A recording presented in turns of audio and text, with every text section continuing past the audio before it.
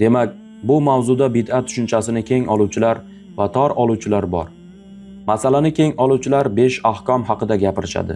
Vojib, mustahab, joiz, makruh va harom. Tor oluvchilar esa deyishadiki, albatta bid'atning birgina hukmi bor. U ham bo'lsa harom hukmidir. Ular o'z hujjatlariga ega. Keng oluvchilarning ham, tor oluvchilarning ham o'z dalillari bor. Keng oluvchilarning dalillaridan biri Payg'ambar sallallohu alayhi va sallamning kim islomda go'zal, yaxshi sunnat paydo qilsa degan so'zlaridir. Demak, shunday insonlar kelishadiki, ular islomda oldin bo'lmagan ishlarni paydo qilishadi. Lekin buning asli mavjud bo'ladi. Shuning uchun kim islomda go'zal, yaxshi sunnat paydo qilsa deyilmoqda. Demak, u yangi paydo bo'lgan esa-da uning asli bor. Ammo bid'at ma'nosini tor oluvchilarga kelsak, ular Rasululloh sallallohu alayhi va sallamning ushbu so'zlarini dalil qilib olishdi.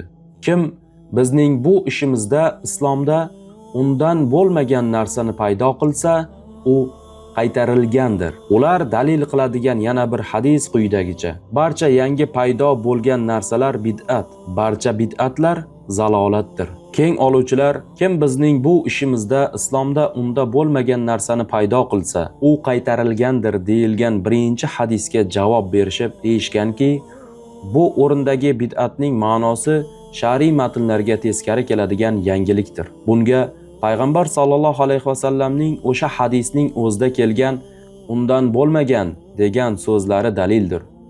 Ya'ni islomdan bo'lmagan, unda asli yo'q. Ikkinchi hadisga shunday javob berishganki, undagi barcha umumiy so'z bo'lib, uni biron narsaga xoslash taqozo etiladi. Ular bunga 3 dalilni keltirishadi. Birinchisi, Oysha roziyallohu anhoning hadisidagi undan bo'lmagan degan so'z bo'lib, buni hozirgina zikr etdim. So'ng Jarirning hadisi. Kim islomda go'zal, yaxshi sunnat paydo qilsa, bunda yaxshi so'zi aytildi. Demak, uning muqobilida yomon sunnat ham bor va sahobalar yangidan biror ish paydo qilishganda Payg'ambar sallallohu alayhi va sallamning ularga bildirgan munosabatlari bo'lib, u haqida inshaalloh so'z yuritiladi. Tor oluvchilar kim islomda go'zal, yaxshi sunnat paydo qilsa degan hadisni faqat yo'q bo'lib ketgan sunnatlarga oid qilishgan. Ular bu faqat yo'q bo'lib ketgan sunnatlar masalasida foyda beradi deyishadi. Keng oluvchilar esa bunga javoban deyishadi: agar yo'q bo'lib ketgan sunnatlar bo'lsa, Payg'ambar sallallohu alayhi va sallam sunnatlarining bari yaxshi, go'zal. Unda Payg'ambar sallallohu alayhi va sallamning kim islomda go'zal, yaxshi sunnat paydo qilsa deganlari sababi nima bo'ladi?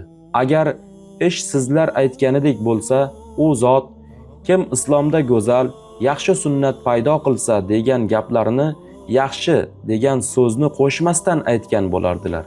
Chunki yo'q bo'lib ketgan yoki mavjud bo'lsin, barcha sunnatlar yaxshi, go'zaldir.